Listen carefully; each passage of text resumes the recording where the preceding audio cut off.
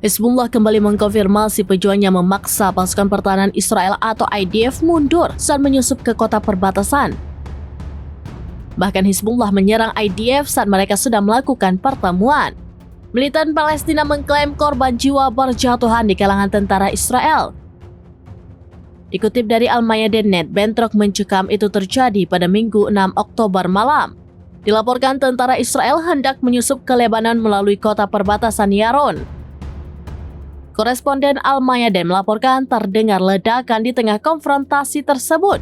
Di waktu bersamaan, Hizbullah menargetkan pertemuan tentara Israel di Khalid Suaib. Dalam pertemuan itu, Hizbullah justru menembaki tentara Israel dengan peluru artileri. Militan Lebanon mengklaim tentara Israel tewas dan sekarat akibat konfrontasi dari jarak dekat. Bahkan perang darat yang terjadi antara Israel dan Hizbullah terjadi hingga larut malam. Hizbullah menyebut baku tembak itu mengakibatkan helikopter Israel mencoba mengevakuasi korban. Namun militer Israel selalu menyembunyikan korban jiwa tentara IDF.